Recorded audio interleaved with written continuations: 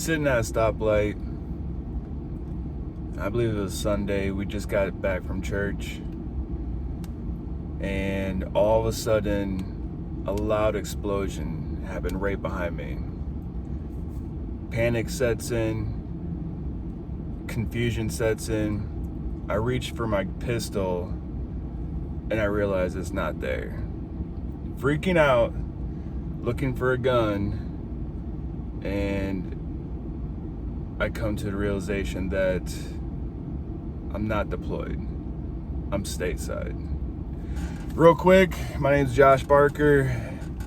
Spent 13 years in the Army, 3 years as a mental health specialist, and 10 years as a Green Beret. And a couple deployments. I got 1 year in Iraq, 2 years in Afghanistan. During my deployments to Afghanistan, we experienced a lot of IEDs, a lot of small arms fire, rockets, a lot of action over there. And so coming back to the States was an adjustment. So going back to it, I was sitting at a stoplight and we just got back from church. My wife at the time was sitting in the passenger seat, and my son, he was just a baby, was in the back seat.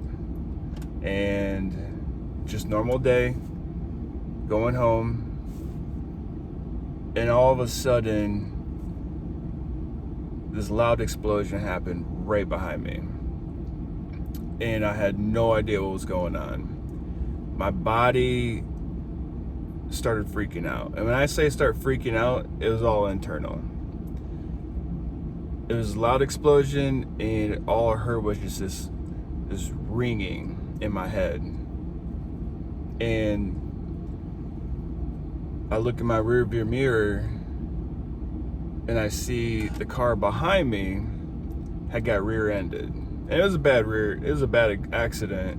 You know, it was loud, and you know, everyone could hear it. And you know, I don't think the vehicle that struck the vehicle behind me even knew we're at a stoplight. So it got, you know, the full force of 45 miles an hour. But when it happened, confusion sets in, panic sets in, and you don't know what's going on. You don't know where you're at. You don't know what's happening. And I instinctively looked for my pistol or looked for a rifle, but I went to my hip, and I realized it's not there.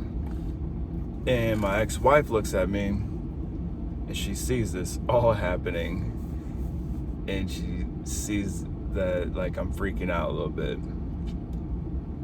Inside I was shaking. I was like, what the hell's going on? Like, I'm sitting there and I realize my pistol's not there, and I kind of just look around, and then I look over and she looks at me. She's like, are you okay? I'm like, yep, I'm good. And that's when I realized that I took a little bit of Afghanistan home back with me.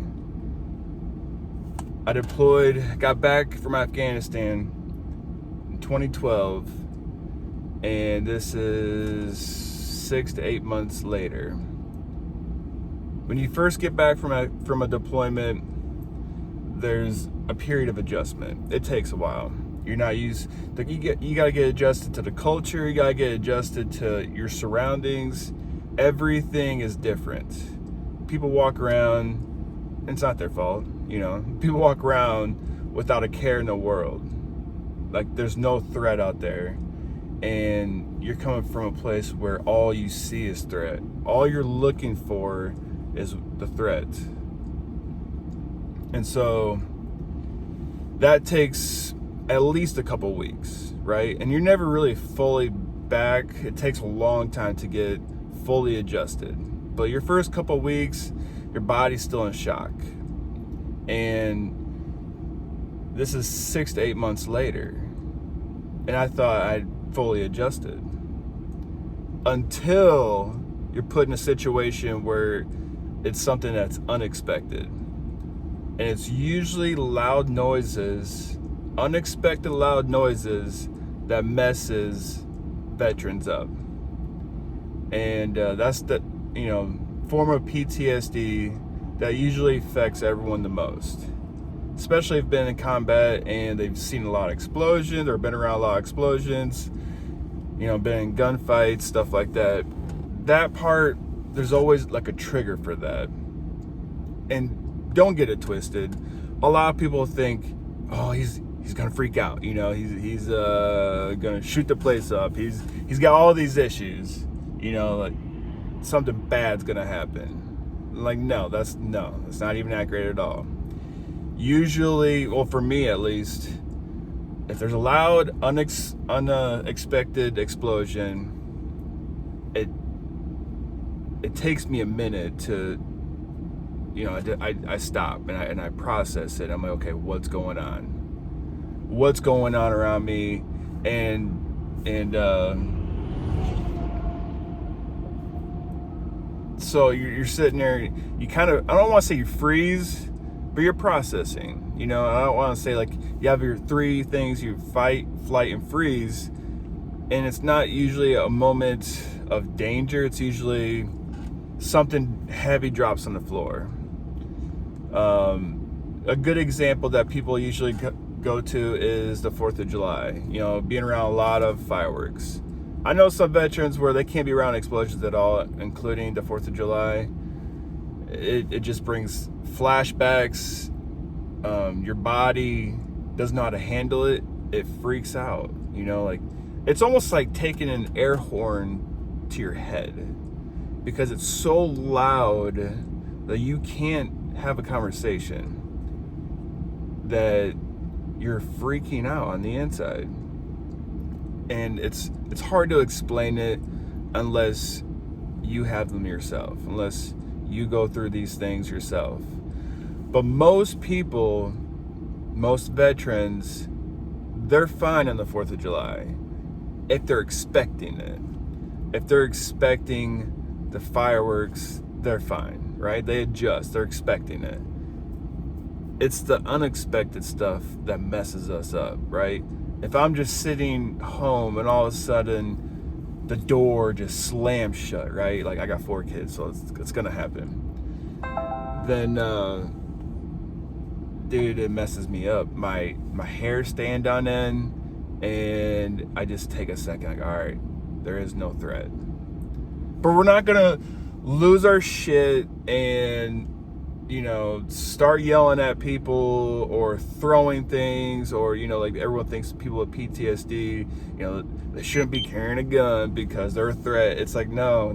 We process it, right? We just sit there and we anticipate what's gonna happen next. And once we realize there is no threat, like we're not under fire, then we're fine. It just takes us a little bit to process it. And I think a big reason why most veterans suffer through the 4th of July is probably not even always just the fireworks. It's the setting.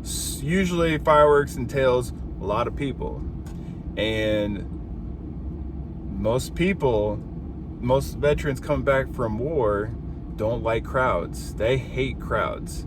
So it's not really just the fireworks that might have a part in it, but it's also being around a bunch of people that you don't know, or just a bunch of people in general. You even do know them. And it's overwhelming. That's when anxiety sets in, and you're overstimulated. The best word I like to use for me when I'm around a lot of people, a lot of noises, doesn't have to be loud, but even just a lot of noises, it's loud in my head. And the best word I like to use is overstimulated. So if I am talking to someone and I'm like, dude, I gotta get out of here, I usually let them know, hey, I'm overstimulated. I kind of need a break. So just be patient with people that have these issues. They get better over time, but sometimes they don't fully go away. You've been hypervigilant for an X amount of time, right? For an extended period of time. Much more than the body is able to handle usually. And that's why you have these issues. You know, it's hard to adjust. We're hypersensitive, way more sensitive to noises than most people. And it usually comes with light too, you know? I'm hypersensitive to noises and light.